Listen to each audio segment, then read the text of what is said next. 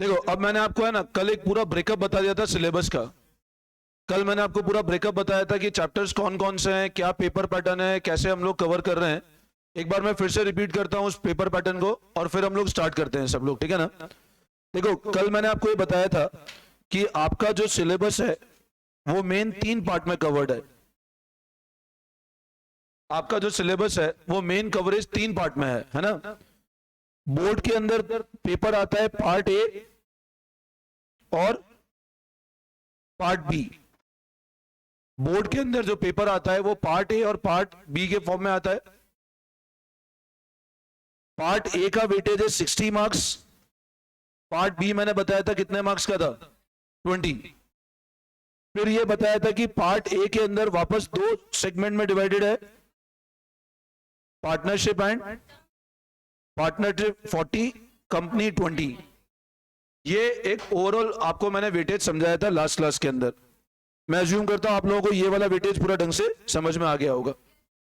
अब हम लोग जो स्टार्ट करेंगे, will start with the first chapter, that is partnership. हम लोग स्टार्ट किससे करेंगे? हम लोग स्टार्ट करेंगे पार्टनरशिप से, ठीक है ना। तो आप सब लोग हेडिंग लगाओ पार्टनरशिप, हेडिंग लगाओ पार्टनरशिप।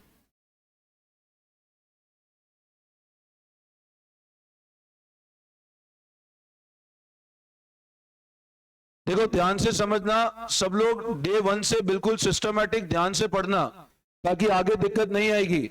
मैं बहुत धीरे धीरे चीजों को समझाते हुए चलूंगा, आप लोग ध्यान से समझते जाए जो चीज समझा रहा हूं मैं बहुत स्पीड स्लो करते हुए बिल्कुल अच्छे से पढ़ाता हुआ चलूंगा, ठीक है ना।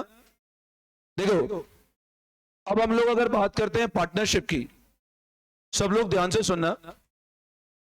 अभी हमको एक चीज पता है कि बिजनेस के 3 फॉर्म्स होते हैं। एक तो होता है सोल प्रोप्राइटरशिप, एक होता है पार्टनरशिप और एक होते हैं कंपनी। जब तुम हायर लेवल पे जाओगे तो HUF पढ़ोगे, AOP पढ़ोगे, BOI, अलग अलग बिजनेस के और फॉर्म्स पढ़ोगे। बट अगर हम लोग 3 बेसिक कैटेगरी की बात करें तो बिजनेस 3 नेचर में डिवाइडेड है। पहला कैटेगरी हो गया प्रोप्राइटरशिप, सेकंड कैटेगरी हो गया पार्टनरशिप और तीसरा पार्ट हो गया कंपनी। अब जैसे ना मैं आपको बात करता हूं, मैं कल की बात बताता हूं। जैसे कल एक बहुत बड़ा अपडेट था कंपनी को लेकर के। कल एक अमेरिका, अगर अपडेट रहता हो तो अमेरिका का एक बैंक है सिग्नेचर बैंक करके, वो कोलैप्स हो गया बिल्कुल।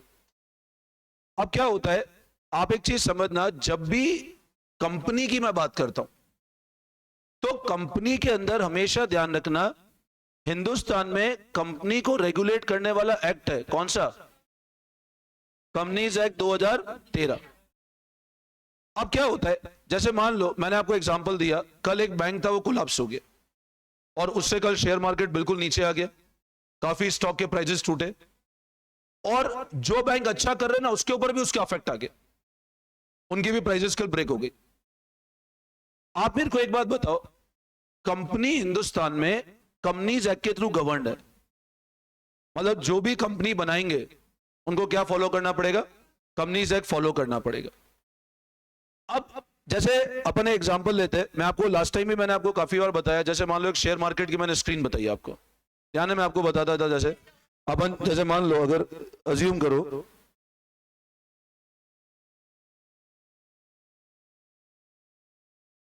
चलो तो नेट की स्पीड स्लो, चलो कोई बात नहीं। अब एग्जांपल समझना, अज्यूम करो मैंने एक शेयर मार्केट से शेयर खरीदा और आज मान लो मैंने पंजाब नेशनल बैंक परचेज किया और वो मान लो 49 रुपए का एक शेयर चल रहा है और मैंने सोचा एक काम करते हैं इसमें 10 लाख रुपए इन्वेस्ट कर देते हैं। 49 रुपए का एक शेयर है और कितने रुपए इन्वेस्टमेंट करने का सोचा मैंने? 10 लाख रुपए। अब आप मेरे को एक बात बताओ, 49 रुपीज का एक शेयर है और मैंने सोचा इस शेयर में कितने रुपए लगाते हैं? 10 लाख रुपए। अब आज मैंने 10 लाख रुपए लगाए, एक शेयर 49 का था, सडन शाम को न्यूज आ जाए कि ये बैंक बंद हो गया। भाई परसों ऐसा हुआ होगा ना, कुछ लोगों ने, सिग्नेचर बैंक लिस्टेड बैंक है अमेरिका का, परसों लोगों ने इन्वेस्टमेंट किया होगा और कल न्यूज आ गई सिग्नेचर बैंक बंद हो गया और बैंक की इतनी ज्यादा एनपीए हो गई। एनपीए अभी आप हायर लेवल समझो, मतलब नॉन परफॉर्मिंग एसेट। इतने लोग थे जो लोगों को पैसे नहीं देते बट बैंक ने डिस्क्लोज ही नहीं किया अकाउंट्स के अंदर, तो बैंक एकदम से कोलैप्स हो गया। अब आप मेरे को एक बात बताओ, इसका इंपैक्ट क्या आता है? जैसे मैं आपको मैं आपकी भाषा में समझाने की कोशिश करता हूं। मान लो आप आज कोचिंग करने आए यहाँ पे, आप दिन वाले बैच को आपने ज्वाइन किया, आपने कहा सर हमको क्लासेस ज्वाइन करनी है। मैंने कहा ठीक है, 3 दिन का मैं डेमो दूंगा। मैं 3 दिन का डेमो दिया और बच्चों से पूरा एडवांस ले लिया। अब मान लो उस बच्चे ने मेरे को 10,000 रुपए दे दिया एडवांस, और अगले दिन से मैंने पढ़ाना बंद कर दिया। वो बच्चा मेरे को फोन कर रहा है कि सर कब क्लास होगी, कब क्लास होगी, मैं रिस्पॉन्स ही नहीं कर रहा हूं। अब 3 दिन तो पैसा तो आ गया मेरे पास, बट मैं रिस्पॉन्स ही नहीं कर रहा हूं उसको, और रिस्पॉन्स नहीं कर रहा हूं, और ऐसे 1 महीना निकाल दिया मैंने। अब आप मेरे को एक बात बताओ, वो बच्चा क्या करेगा बताओ मेरे अगेंस्ट? केस करेगा। अब वो केस करेगा तो मान लो मैंने उसको रसीद भी नहीं दी, क्या केस करे? कहां जाएगा केस करने बताओ? कंज्यूमर फोरम में जाएगा। मतलब वो अल्टीमेट लीगल एक्शन में जाएगा ही सही, और वहां जाके भी उसको प्रूव करना बहुत डिफिकल्ट रहेगा। Getting my point? लेकिन अब आप मेरे को एक बात बताओ, अगर उस बच्चे ने एक बिटर एक्सपीरियंस हो गया उसका कि यार मैंने दिया और मेरे को, अब उस बच्चे को एक बिटर एक्सपीरियंस हो गया कि यार मैंने क्या किया, मैंने पैसा दिया और सर ने पढ़ाना बंद कर दिया, और इसका मतलब सर ने 3 दिन से पैसों के लिए पढ़ाया, उसके बाद पढ़ा ही नहीं रहे। अब आप मेरे को एक बात बताओ, जब पैसा आना बंद हो गया और पैसा उसको, जब मैंने क्लासेस लेना बंद कर दिया, अब वो बच्चा क्या करेगा? अल्टीमेट कहीं ना कहीं तो ज्वाइन करेगा। वैसा तो नहीं बैठा रहेगा, नहीं सर पढ़ाएंगे 4 महीने तक बैठा है मैं नहीं ले रहा हूं क्लास, कहीं ना कहीं तो ज्वाइन करेगा। और जब वो कहीं और ज्वाइन करेगा तो डे 1 पे वहां भी टीचर ने उसको ये बोला, देख 3 दिन के बाद तेरे को पैसा देना पड़ेगा। लेकिन अब वो वहां क्या बोलेगा? सोच समझ के देगा, तो देखो मैं 3 दिन में पूरा पैसा तो नहीं दूंगा, क्योंकि मेरे साथ पहले पिछली बार का एक्सपीरियंस है, मेरे एक टीचर ने पढ़ाया, वो पैसा देके पैसा पढ़ाया नहीं उन्होंने। बोले अब इसका मतलब क्या हुआ? एक आदमी गलत करता है तो ओवरऑल मार्केट की इमेज खराब होती है। मेरी बात समझे आप? अ सिंगल पर्सन ने गलती करी बट इमेज पूरे मार्केट की डेंट हुई। अब उसके माइंड में क्या है कि इमेज आ गई कि यार अगर मान लो इनने, जैसे मेरे पास पहले दिक्कत हो गई, क्या पता इनने भी मेरे से पैसे लेके नहीं पढ़ाया तो जहां भी हमेशा ध्यान रखना, public at a large involve होती है। वेरेवर, ये कौन सा है यार? अब आप मेरी बात समझना, सुनो इधर ध्यान दो। चलो अब इससे हुआ क्या? मार्केट एट अ लार्ज की इमेज तो खराब हुई है। भले ही कुछ लोग ऐसे नहीं है, बट अगर एक ऐसा बोलते हैं ना अपन, जैसे एक मछली पूरे तालाब को गंदा कर देती है, ये वही केस हो गया।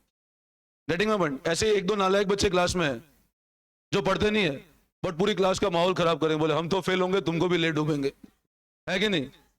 अब लेकिन एक अच्छा सबको अच्छा नहीं कर सकता, बड़े खराब 10 लोगों को तो खराब कर ही देगा, है ना?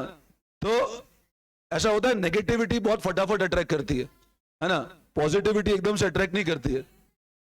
हाँ चलो अब सुनो मेरी बात। खैर अब मैं आपको ये समझा रहा हूं कि अब आप मेरे को एक बात बताओ, जब public at a large involve है, जब public at a large involve है तो ऑब्वियस सी बात है कि आपको कुछ ना कुछ कानून के रेगुलेशन तो लाना ही पड़ेगा लोगों को।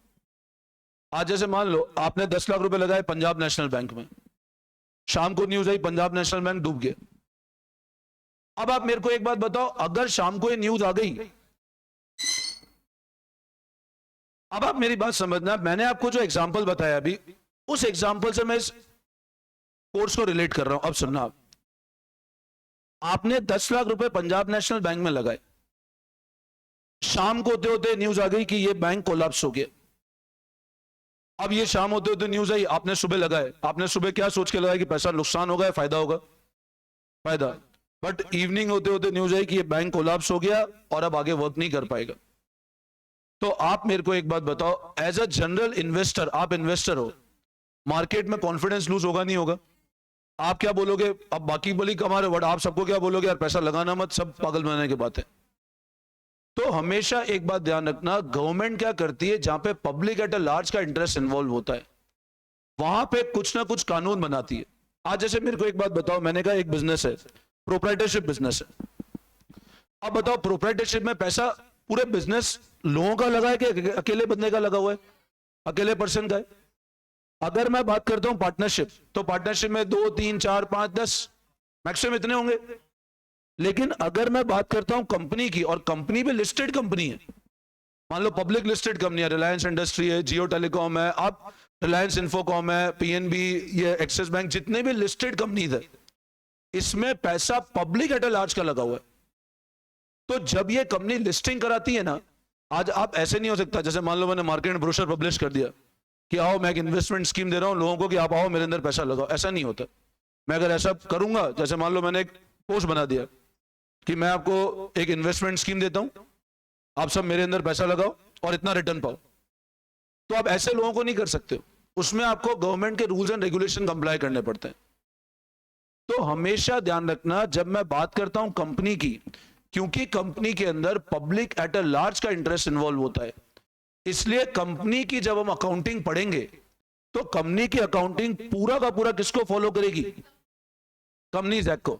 मतलब वहां पर तो ऐसा है कि बैलेंस शीट का फॉर्मेट भी कंपनीज एक्ट ने बता रखा है। आज जैसे मान लो मैंने ऐसा बोला पंजाब नेशनल बैंक हो गया, बैंक ऑफ बड़ौदा हो गया, एसबीआई हो गया, ये 3 मेजर बैंक्स हैं नेशन के। अब इन तीनों में एक यूनिफॉर्मिटी तो होनी चाहिए ना। आज जैसे मान लो तुम्हारा बोर्ड का एग्जाम है, तो सब स्टूडेंट एक ही डेट पे एग्जाम देंगे ना, है ना? इसकी जब मर्जी हो देने आ गया, इसकी जब मर्जी हो, ऐसा तो नहीं होता। उसी तरह ये बैंक जब अपनी बैलेंस शीट्स और बुक्स प्रेजेंट करेंगे तो तीनों में क्या होनी चाहिए? एक यूनिफॉर्मिटी होनी चाहिए कि ये और ये वाला बैंक की बुक्स एक जैसी चलनी चाहिए, बैलेंस शीट एक जैसी चलनी चाहिए, तब जाके तो पब्लिक इंटरप्रीट कर पाएगी। और वो जो गाइडेंस है वो गिवन का है कंपनीज एक्ट के अंदर, क्योंकि जब पब्लिक एट अ लार्ज का पैसा इन्वॉल्व होता है तो आपको पूरे रूल्स एंड रेगुलेशंस कंप्लाई करने पड़ते हैं। बोलो आई बात समझ में? तो जब अपन लोग कंपनी पढ़ेंगे तो वहां हर कंपनी को कंपनीज एक्ट फॉलो करना मैंडेटरी है। मैंडेटरी वर्ड का मतलब है जरूरी है। जो भी हिंदुस्तान में कंपनीज है वो बिना कंपनीज एक्ट के काम नहीं कर सकती। मतलब मान लो मैंने कंपनी बनाई और कंपनीज एक्ट में रजिस्टर्ड नहीं कराया तो मेरी कंपनी लीगल हो जाएगी। अगर आपने कंपनी बनाई तो आपको कंपनीज एक्ट फॉलो करना ही पड़ेगा, ये बेसिक कंडीशन है। मगर डे 1 पे आप कंपनी बना रहे हो, पहले आप इनकॉर्पोरेट कराओ, उसके बाद आप काम स्टार्ट कर सकते हो। आई बात समझ में? और एक बार कंपनीज एक्ट में हुई तो आपको कानून की रिक्वायरमेंट फॉलो करनी ही पड़ेगी। बोलो ये समझ में आया? अब इसी तरह पार्टनरशिप की जब हम लोग बात करते हैं, पार्टनरशिप के अंदर इंडिया के अंदर जो पार्टनरशिप को गवर्निंग एक्ट है वो है पार्टनरशिप एक्ट 1932। सब लोग ध्यान से सुनना बेटा एक बार। इंडिया के अंदर पार्टनरशिप को जो एक्ट गवर्न करता है उसका नाम क्या है? Partnership act 1932। मतलब अगर मान लो मेरा बिजनेस का नेचर है पार्टनरशिप, मेरे बिजनेस का नेचर क्या है? पार्टनरशिप। अब पार्टनरशिप मान लो 3 पार्टनर्स हैं, अज्यूम करो 3 पार्टनर्स है ए, बी और सी। अब मेरे बिजनेस का नेचर है पार्टनरशिप और इसमें 3 पार्टनर्स हैं ए, बी और सी। अब यह ध्यान रखना क्योंकि इनने कंपनी नहीं बनाई, इनने क्या बनाई? एक पार्टनरशिप फर्म बनाई। बोला मिल बैठ के साथ बिजनेस करेंगे, पैसा कमाएंगे, ठीक है ना, और लॉन्ग रन में बिजनेस फॉलो करते जाएंगे। लेकिन इसमें बताओ क्या पब्लिक एट लार्ज का पैसा लगा हुआ है क्या? नहीं, इसमें इन तीनों का पैसा लगा है। तो यहां पर यह ध्यान रखना जो गवर्न करने वाली अथॉरिटी है वो अथॉरिटी का नाम है पार्टनरशिप एक्ट। लेकिन पार्टनरशिप एक्ट को फॉलो करना या नहीं करना ये इनकी इच्छा है। इनकी इच्छा है ये फॉलो करे, इनकी इच्छा है ये फॉलो नहीं करे। बट कंपनीज एक्ट को फॉलो करना जरूरी है, वो आपकी इच्छा पे नहीं चलेगा, आपको फॉलो करना ही पड़ेगा। बोलो आई बात समझ में? जैसे मैं बोलता हूं ना भैया मेरी क्लास का टेस्ट है, तो तुमको लगता है वो हमारी इच्छा है, हम दे कि नहीं दें, बट बोर्ड का एग्जाम है, मैंडेटरी देना ही पड़ेगा। बट बोर्ड का एग्जाम अच्छे से दोगे, अगर टेस्ट दोगे तो बोर्ड का एग्जाम ऑटोमेटिक अच्छे से होगा। उसी तरह अगर मैं 1 मिनट आ रहा हूं, उसी तरह मान लो अगर मैं पार्टनरशिप की बात करता हूं, आपने कहा भैया हम तो फॉलो नहीं करेंगे। एक बच्चा है बोले मैं तो टेस्ट नहीं दूंगा, नहीं दोगे तो डायरेक्ट बोर्ड एग्जाम देना ही पड़ेगा। बोला मेरी इच्छा मैं करूं नहीं करूं, तो बोला हम तो नहीं करेंगे। मैंने कहा मत करो। पार्टनरशिप में भी यही बोला आपकी इच्छा है फॉलो करो, आपकी इच्छा है फॉलो नहीं करो। लेकिन अगर फॉलो करोगे तो आपके लिए अच्छा रहेगा, टेस्ट दोगे तो तुम्हारे लिए अच्छा होगा। समझ में आया? मतलब टेस्ट देना ही है, ठीक है ना? समझ में आया? देखो अपनी लाइफ से भी रिलेट हो रही है सब चीजें, है कि नहीं? हाँ। तो अब आप एक बात बताओ, जब मैं बात करता हूं पार्टनरशिप की, अब मैंने अभी बताया पार्टनरशिप के अंदर पार्टनरशिप एक्ट फॉलो करना या नहीं करना ये क्या है? ऑप्शनल है। मेरी इच्छा है मैं फॉलो करूं, मेरी इच्छा है फॉलो ना करूं। तो हमेशा ध्यान रखना, जब हम लोग बात करते हैं पार्टनरशिप की, तो पार्टनरशिप के अंदर गवर्निंग एक्ट कौन सा है? Partnership act. बट उसको फॉलो करना या नहीं करना वो आपकी ऑप्शनल है। बोलो, आई बात समझ में? यहां तक कोई डाउट? अब हम लोग, लेकिन अपन बुक्स में पढ़ेंगे, अपन लोग सब कुछ पार्टनरशिप एक्ट के हिसाब से पढ़ेंगे। हम ये मानते हैं कि बिजनेस पार्टनरशिप फॉलो कर रहा है, नहीं कर रहा होगा तो क्वेश्चन हमको बताएगा कि नहीं कर रहा है वो। समझ आया? ठीक है, तो स्टार्ट करो पार्टनरशिप। लगाया हेडिंग, अब लिखो मीनिंग। लिखो मीनिंग। अभी अपन जो चैप्टर स्टार्ट कर रहे हैं वो फर्स्ट और सेकंड चैप्टर साथ में लेके चलेंगे, but we start with valuation of goodwill. तो अभी आपसे मीनिंग लिखना, मैं जब चैप्टर स्टार्ट होगा तब हेडिंग लिखा दूंगा। लिखो मीनिंग। अब देखो पार्टनरशिप का डेफिनेशन, पार्टनरशिप का डेफिनेशन पार्टनरशिप एक्ट में दिया हुआ है। पार्टनरशिप का डेफिनेशन पार्टनरशिप एक्ट में दिया हुआ है, आप लोगों ने बिजनेस स्टडीज में भी पढ़ा होगा। और पार्टनरशिप का डेफिनेशन गिवन है पार्टनरशिप एक्ट के सेक्शन नंबर 4 में। मेरी बात फिर सुनना ध्यान से।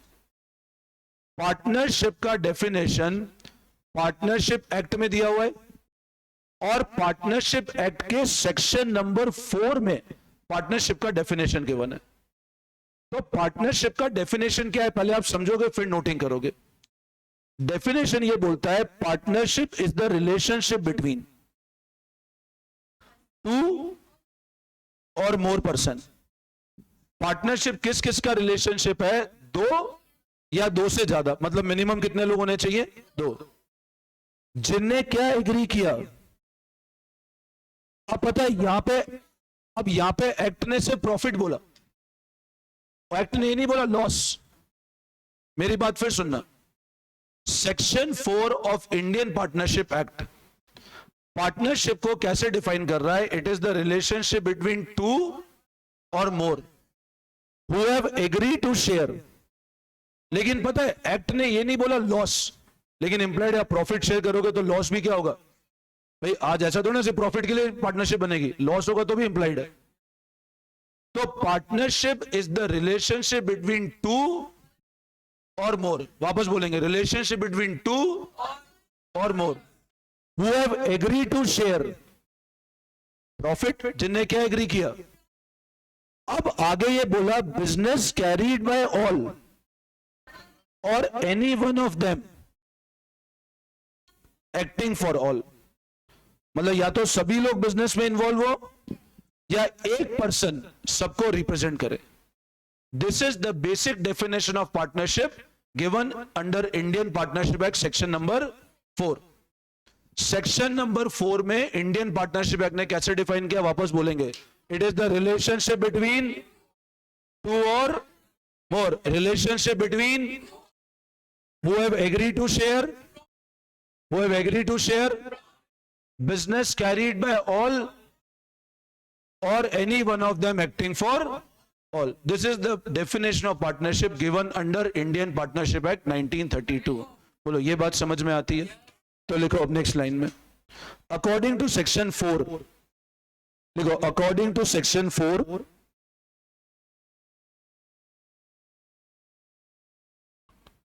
Of partnership act 1932, according to section 4 of Partnership Act 1932, partnership is the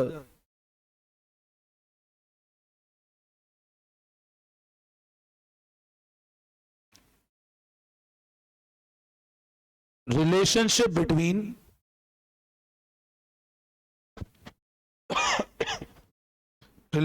between two or more than two persons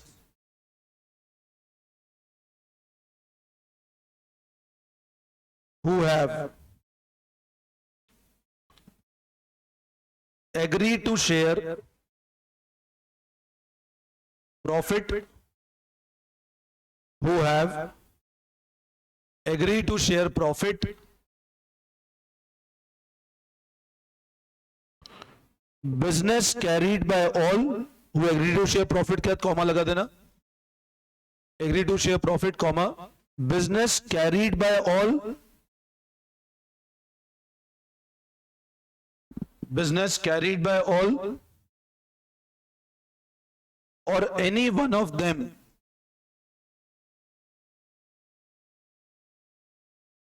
acting for all, सभी लोग मिलकर बिजनेस करें या एक ही पर्सन सबको रिप्रेजेंट करे। अब ये डेफिनेशन कहां पे गिवन है? Partnership act. कभी भी ऐसे आता है व्हाट इज पार्टनरशिप, तो प्रॉपर लिखना according to section 4 of partnership act. Definition, सिर्फ डेफिनेशन नहीं लिखना, आप अगर ये लिखोगे तो it creates a good impression, ठीक है ना। आपको सेक्शन आइडिया होना चाहिए। अपन जब कंपनी में जाएंगे, कंपनी के अंदर सेक्शन 2 लगता है, ठीक है, तो वहां कंपनी में वहां देखेंगे पहले। हाँ, यही लिखवाई होगी सर ने, क्या लिखवाई और क्या, ठीक है चलो वो लिख देना। बोलो ये समझ में आया? ठीक है, ये क्वेश्चन आता नहीं है वैसे, कहां लिखोगे, है ना, ठीक है। अब सुनो, यहां तक कोई दिक्कत? अब अगला कंसेप्ट समझना, ये तो हमने बात की पार्टनरशिप का मतलब क्या होता है। अब अगला कंसेप्ट होता है, देखो आज जैसे मान लो ये 3 लोग पार्टनर्स बने, ए बी और सी। इन तीनों ने सोचा हम एक पार्टनरशिप बिजनेस स्टार्ट करते और एक पार्टनरशिप फर्म बना ली। अब 3 लोग पार्टनर बने, ए बी और सी, और इन तीनों ने सोचा एक पार्टनरशिप बिजनेस स्टार्ट करते हैं और एक पार्टनरशिप फर्म बनाई। अब आप एक बात बताओ, सबसे पहली चीज आपस में डिसाइड करेंगे भैया बिजनेस करेंगे कैसे। तो सबसे पहली बात है, ऑब्वियस ही बात है, आपस में क्या करना चाहेंगे, एक एग्रीमेंट तो कर लें। अब एबीसी बहुत अच्छे दोस्त हैं, बचपन से दोस्त हैं, और सोचे बड़े हुए तो बिजनेस बना देते हैं। अब एबीसी कहते हैं कि यार अपन इतने अच्छे दोस्त हैं, कहां एग्रीमेंट की जरूरत है। तो ए बोलता है काम करो, एग्रीमेंट ओरल में कर लो, ओरल एग्रीमेंट कर लो। वो रिटर्न एग्रीमेंट नहीं करते, अपन क्या करते हैं, ओरल कर लेते। अब आप एक बात समझना, अगर इन्हें एग्रीमेंट ओरल किया और कल से मान लो कोई डिफरेंसेस आ गए, जरूरी नहीं है ना, बिजनेस दोस्त बहुत अच्छे हैं बट बिजनेस पार्टनर बहुत अच्छे, नेसेसिटी नहीं है।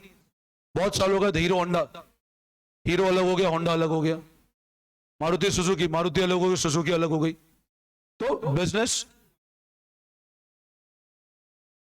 अरे वाह ठीक है यार, वो नहीं हुए अलग, है ना, तो ठीक है, नहीं हुए अलग, नहीं हुए, है ना, ठीक है। अब क्या हुआ, अब हुआ क्या, जैसे मान लो मैंने कहा 3 पार्टनर्स थे, इन तीनों ने एग्रीमेंट किया और एग्रीमेंट ओरल किया। अब ओरल एग्रीमेंट किया और कुछ डिस्प्यूट आ गए। अब डिस्प्यूट आए, ये गए कोर्ट ऑफ लॉ में।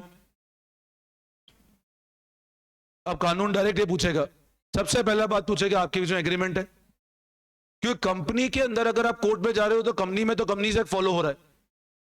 बट अगर पार्टनरशिप बिजनेस में डिस्प्यूट आ गए तो कुछ बिजनेस फॉलो कर रहे हैं, कुछ बिजनेस फॉलो नहीं कर रहे। तो कोर्ट सबसे पहले पूछता है क्या आपके बीच में एग्रीमेंट है, और अब ये पूछता है, ये बोलता है एग्रीमेंट है हमारे बीच में। बोले बताओ, बोले नहीं हमने तो ओरल एग्रीमेंट किया। बोले हमारा एग्रीमेंट तो है बट एग्रीमेंट कौन सा है, ओरल है। ओरल मतलब हमने आपस में डिस्कस कर लिया था कैसे काम करना है, तो वो एग्रीमेंट डे 1 पे रिजेक्ट है, वो क्या है, वो अलाउड नहीं होता। अब कोर्ट ये बोलता है क्योंकि आपके बीच में एग्रीमेंट नहीं है, क्योंकि आपके बीच में, इसलिए यहां पर पार्टनरशिप एक्ट के प्रोविजन लगेंगे। मेरी बात फिर से सुनना, अगर आपके बीच में एग्रीमेंट है, जैसे मान लो प्रॉफिट को लेकर डिस्प्यूट आ गया कि प्रॉफिट आया, कौन कितना लेके जाएगा। अब डिस्प्यूट आया, ये गए कोर्ट ऑफ लॉ में, कोर्ट ऑफ लॉ डायरेक्ट पूछता है एग्रीमेंट है। बोले एग्रीमेंट है तो सही, ओरली डिस्कस किया था ऐसे होगा। बोले ओरली नहीं, क्या रिटर्न एग्रीमेंट है, वो रिटर्न तो नहीं है। अब इनके पास में अगर रिटर्न एग्रीमेंट नहीं है, इनके पास में अगर रिटर्न एग्रीमेंट नहीं है, तो कोर्ट क्या बोलेगा, हम किसको फॉलो करेंगे, एक्ट को। और एक्ट में लिखा हुआ है कि उन लोगों के लिए प्रोविजन जिनको पास एग्रीमेंट नहीं है। तो अब ये ध्यान रखना, जो पार्टनरशिप का एग्रीमेंट होता है वो ओरल भी हो सकता है और बट ओरल एग्रीमेंट वैलिड नहीं होता। और जो रिटन एग्रीमेंट होता है उसको बोलते हैं पार्टनरशिप का डीड। सो क्या बोलते हैं? पार्टनरशिप का डीड। तो written agreement among the partners is known as partnership deed. तो अब लगाओ अगला heading partnership deed.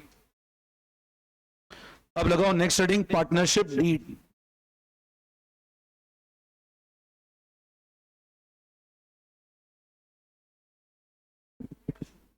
Partnership deed लिखना आप। It is the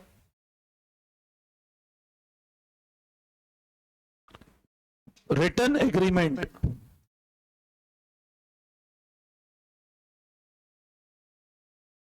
among the partners. It is the written agreement among the partners specifying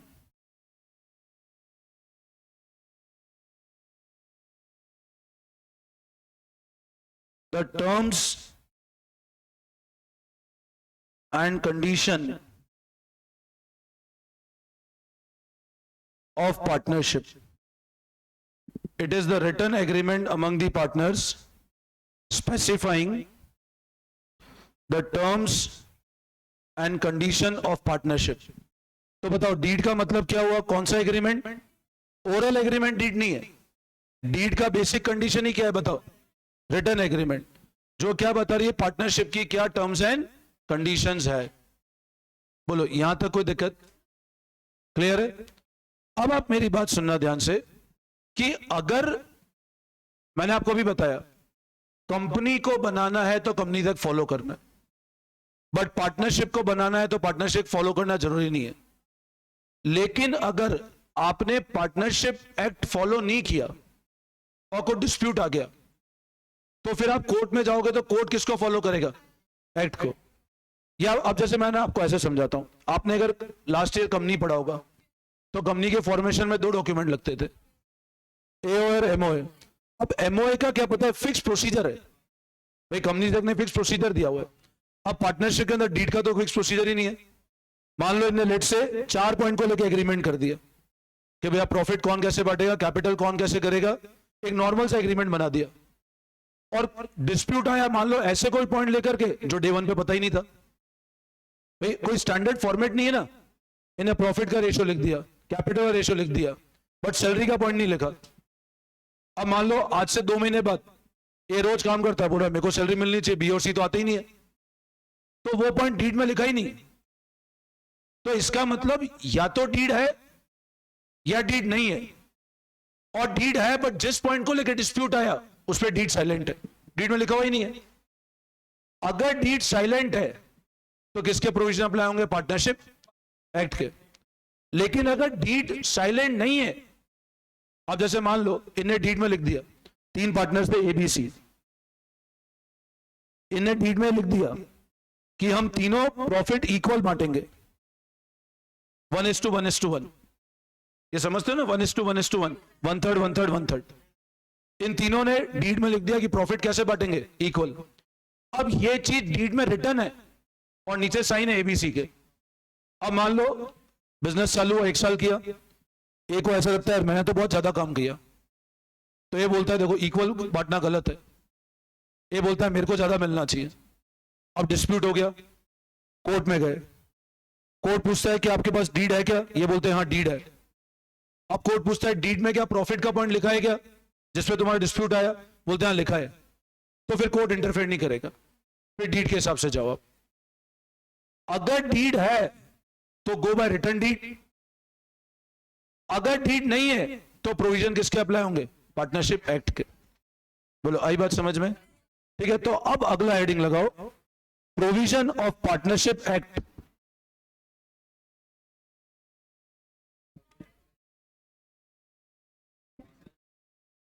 registered है but deed के मैं बता रहा हूं अभी, लिखो provision of partnership act in absence of deed.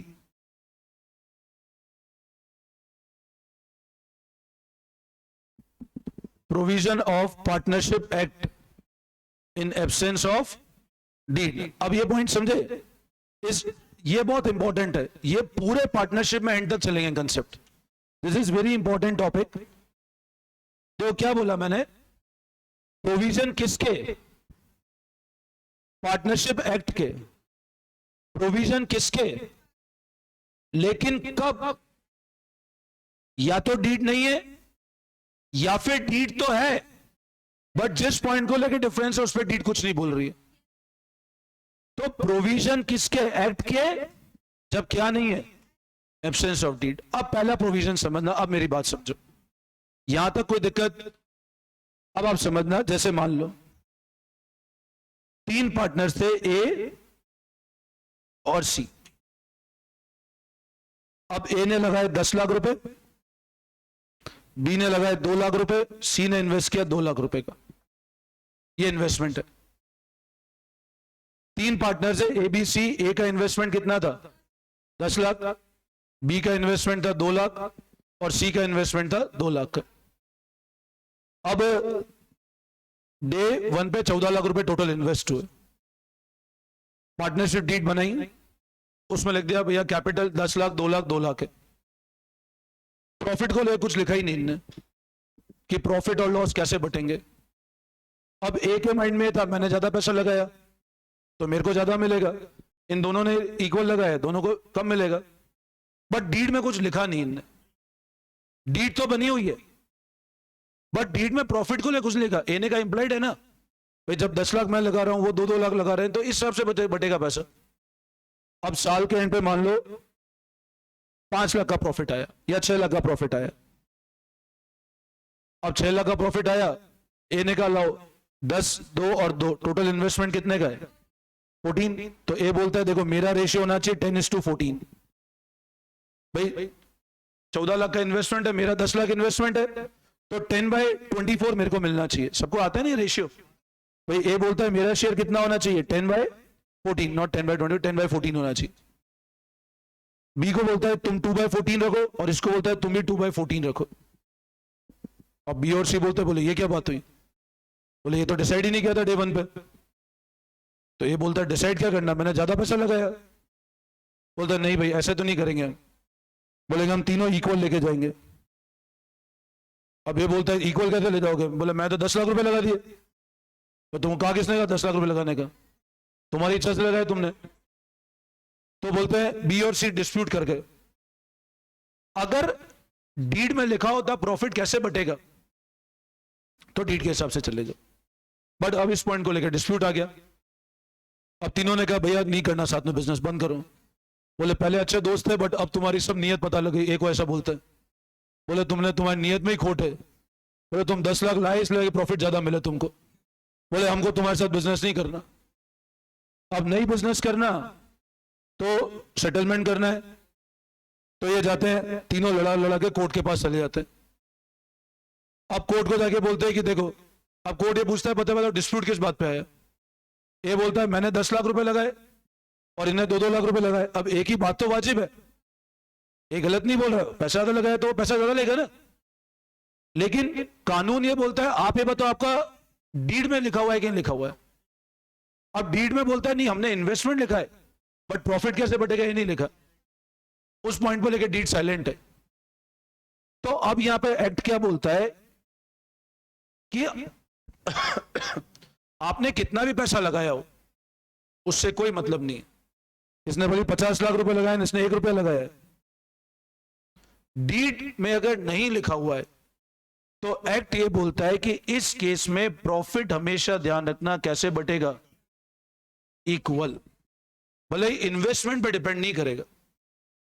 अगर आपकी डीड साइलेंट है, अगर आपकी डीड साइलेंट है तो पार्टनरशिप एक्ट ये बोलता है कि profit and losses will always be distributing equally, भले इन्वेस्टमेंट किसी का कितना भी हो।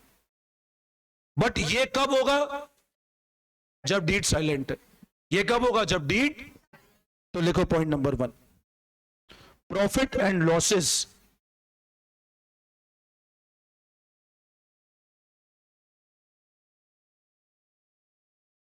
will be equally shared. Profit and losses will be equally shared. यहां तक कोई डाउट? Any confusion? अब आप सेकंड पॉइंट समझो. अब आप मेरी बात सुनना ध्यान से. पहला तो हो गया कि अगर डीड साइलेंट है तो प्रॉफिट और लॉसेस कैसे बटेंगे? इक्वली, भले ही कैपिटल कितना भी हो, उससे मतलब नहीं है. अब सेकंड पॉइंट सब लोग ध्यान से समझेंगे. मान लो ए बी सी 3 पार्टनर्स थे. अब ए बहुत डिवोटेड है बिजनेस की तरफ. डिसाइड तो ये कर लिया कि प्रॉफिट कैसे बटेंगे तीनों में? इक्वल. ये डीड में लिखा हुआ है. बट ए इतना डिवोटेड है कि ए रात दिन लगा रहता है बिजनेस के लिए. ए जब सोचता है बिजनेस, पार्टनरशिप बिजनेस के बारे में सोचता है, रोज सुबह आता है टाइम से, रात तक बैठता है, पूरी मेहनत करता है. और बी और सी ने डे 1 पे तो बोला था अपन सब मिलकर करेंगे. बट बी की जब इच्छा होती है तब आता है. सी, ए दिन के 12 घंटे काम करता है, सी दिन के 2 घंटे काम करता है. और बी तो आता ही मान लो 3 दिन में एक बार है. लेकिन जब प्रॉफिट बढ़ता है तो प्रॉफिट में तीनों इक्वल हिस्सेदारी लेते हैं. तो यहां पे ए के मन में आएगी बात, बोले यार प्रॉफिट मैं कमाऊं, पूरे दिन मेहनत मैं करूं और पैसा ही मैंने लगाया. और बी और सी आते हैं और प्रॉफिट लेके चले जाते हैं. तो ए अब जब प्रॉफिट बढ़ रहा था, बी और सी को जाके बोलता है कि देखो प्रॉफिट इक्वल बटे, इससे मुझे आपत्ति नहीं है, प्रॉफिट बटने दो इक्वल. लेकिन मैं क्योंकि पूरे दिन काम करता हूं तो मेरे को सैलरी तो मिलनी चाहिए इस प्रॉफिट के अलावा. भाई अगर मैं पूरे दिन काम करता हूं और आप आते ही नहीं हो, सी दिन में 2 घंटे आ रहा है, तो अगर मैं 12 घंटे काम कर रहा हूं, आज अगर मैं नहीं होगा तो एम्प्लॉय रखना पड़ेगा अपने को, कोई सैलरी दोगे. तो होता है ये प्रॉफिट अपन इक्वल बांट लेते हैं, बट इस प्रॉफिट के अलावा मेरे को थोड़ा सा क्या दे दो, सैलरी दे दो, ताकि मेरे को दिक्कत नहीं आए और मैं और अच्छे से एफर्ट डालूंगा. अब बी और सी बोलते हैं यार ये बात तो पहले हुई नहीं थी अपने. बोले कौन सी नई बात ले आए तुम? बी और सी क्या बोलते हैं, अगर एग्री कर गए तो कोई दिक्कत नहीं है, फिर कोर्ट वोट कहीं जाने की जरूरत नहीं है. बी और सी एग्री करते नहीं यार वाजिब बात है और सैलरी मिलनी चाहिए, तो दिक्कत नहीं है. लेकिन बी और सी बोलते हैं यार ये कौन सी नई बात, नया लफड़ा डाल दिया तुमने. बोले डे 1 पे तो बात ही नहीं की थी कोई सैलरी की. बोले आज ये कौन सी सैलरी का नया लफड़ा डाल दिया. बोले कोई सैलरी नहीं मिलेगी. बोले काम करना पड़ेगा, कोई सैलरी नहीं मिलेगी. अब ए यूं कहता है कि यार फिर तो मैं काम करूं ही क्यों.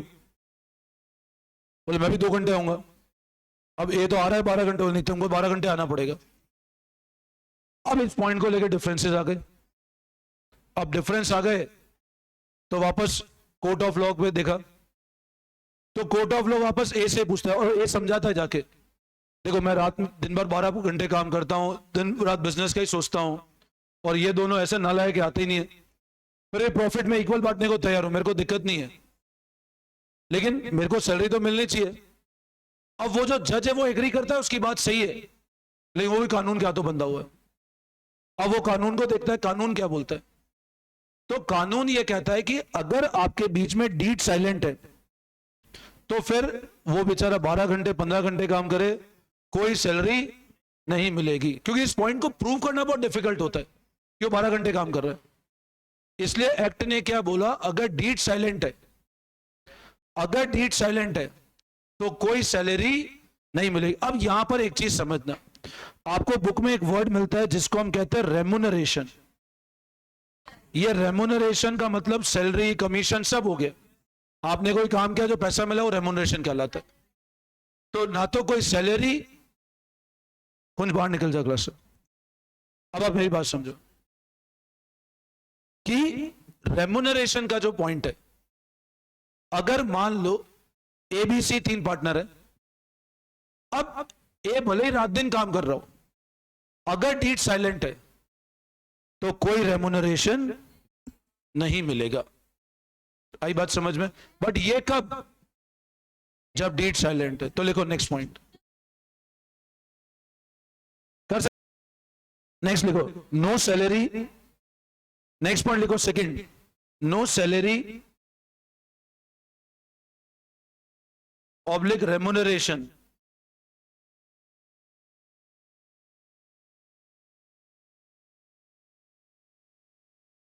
will be given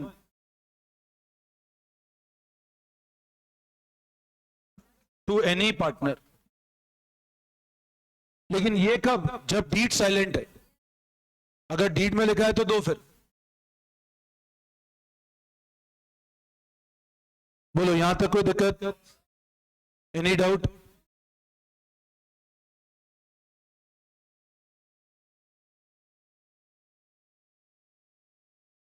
बस एक लास्ट पॉइंट और है ना, बस थर्ड पॉइंट लिखो. अब थर्ड वाला पॉइंट समझना ध्यान से. जैसे मान लो ये अपना एक जसमीत है, ये जसमीत एक पार्टनर है, ये जसमीत एक पार्टनर है बिजनेस में. ठीक है, अपना जसमीत हो गया है ना. और मान लो ये एक अपना आयांश एक पार्टनर है.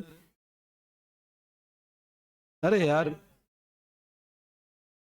तुम तो एबीसी एग्जाम्पल लो, तुम्हारे के लिए तुम लायक ही नहीं हो उस एग्जाम्पल्स के. और मान लो अपना ये एक और है भव्य. ये तो अपना हो गया जसमीत, ये आयांश और ये हो गया भव्य. ये तीन पार्टनर्स थे. अब हुआ क्या, 4-5 साल बिजनेस चला. अब ये आयांश थोड़ा तेज पड़ता था इन दोनों में. और मान लो आज से 15 या 4-5 साल तो बढ़िया बिजनेस चला. और फिर तीनों की शादियां वादियां सब हो गई. ठीक है, और बच्चे बच्चे हुए. अब आयांश को लगने लगा यार 15-20-25 साल हो गए बिजनेस करते हुए. बोले मेरे बाद मेरे बिजनेस को संभालेगा कौन? तो अब आयांश क्या बोलता है इन दोनों पार्टनर्स को कि मैं क्या चाहता हूं, मेरे घर में मान लो एक छोटा आयांश भी आ गया, ये छोटा आयांश. ठीक है, अब हुआ क्या सुनना. अब आयांश ये कहता है कि देखो आज एक एग्रीमेंट कर लेते हैं अपन. आज से 25 साल पहले तो सोचा ही था कि बिजनेस इतने साल चल भी जाएगा. बट आयांश ये कहता है कि यार इस बिजनेस में अब इसको भी पार्टनर बनाना है मेरे को. अब ये दोनों बोले चलो इसको, ये जब बड़ा होगा तब बनेगा पार्टनर, बट एग्रीमेंट आज करके दे दो मेरे को कि ये पार्टनर बनना चाहिए. या मान लो बोलता है मेरा एक बहुत अच्छा दोस्त है, उसको पार्टनर बनाना है, दोस्ती निभानी है मेरे को. अभी दोनों कहते हैं ये क्या बात हुई? बोले तूने 25 साल पहले बताया नहीं, तो 25 साल पहले छोटा आयांश था ही नहीं. अब हुआ क्या, इसने कहा कि मेरे को इसको एडमिशन देना ही है. बोले इस बिजनेस में एडमिशन, इसको पार्टनर बनाओ. इन दोनों ने मना कर दिया. जसमीत मैं तो नहीं बनाऊंगा पार्टनर. बोले मेरी तो शादी नहीं हुई. बोले मैं तो पोपटलाल जैसा हूं, है ना. अब जसमीत कहता है कि मैं तो नहीं बनाऊंगा पार्टनर. बोले अभी पार्टनर बनेगा, हम तीनों का जो हिस्सा है वो 1:1:1 है. और पार्टनर बनेगा तुम्हारे घर में, ये आप भी लोगे और बच्चा भी लेगा. तो 1:1:1 चारों में बटेगा फिर तो पार्टनर मेरा प्रॉफिट कम हो जाएगा. अब भव्य को तो समझाया आयांश ने. भव्य ने कहा वाह कर लो यार. भव्य तो मान गया, बट जसमीत अड़ गया, नहीं करूंगा मैं. अब हुआ क्या समझना, इस पॉइंट को लेकर के एक्ट में प्रोविजन है कि कभी भी अगर फर्म में पार्टनर को आप एडमिट करते हो तो देखा जाए तो मेजोरिटी तो एग्री कर रहे हैं भाई. 3 में अगर 2 हो गए तो मेजोरिटी एग्री है. अब मान लो डीड में ऐसा लिखा था कि कोई भी एग्रीमेंट करना हो या कोई भी फ्यूचर में एडजस्टमेंट करना हो तो मेजोरिटी अलाउड है. तो मेजोरिटी अलाउड है तो फिर एडमिशन करना पड़ेगा अगर ये 2 पार्टनर एग्री कर गए तो. लेकिन डीड में लिखा ही नहीं मेजोरिटी को ले कुछ भी. डीड साइलेंट है कि कोई भी डिसीजन कैसे होगा, ना मेजोरिटी लिखा. अच्छा मान लो डीड में लिखा माइनॉरिटी में भी अलाउड है तो फिर डीड फॉलो करोगे आप. डीड में जो लिखा है वो फॉलो होगा एक्ट के पहले. लेकिन मान लो डीड इस पॉइंट को लेके बिल्कुल साइलेंट है. डीड बिल्कुल कुछ भी नहीं लिखा डीड में कि पार्टनर का एडमिशन होगा तो कैसे हो, कुछ नहीं लिखा. तो उस केस में ध्यान रखना, जब भी नया पार्टनर एडमिट होता है अगर डीड साइलेंट है तो तीनों का कंसेंट चाहिए. मतलब it should be given by all the partner. Majority consent है तो आप एडमिशन नहीं कर सकते हो. एडमिशन तभी हो सकता है when consent is given by all the partner. तो आई बात समझ में? तो लिखो नेक्स्ट पॉइंट. चलो लिखो आप. Admission of the partner admission of the partner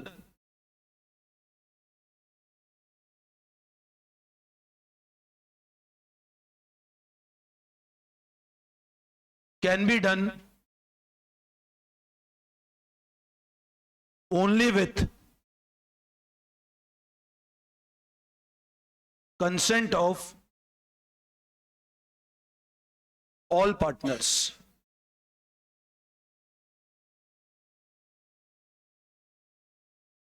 Admission of the partner can be done only with consent of all partners. हाँ बिल्कुल सही बात है.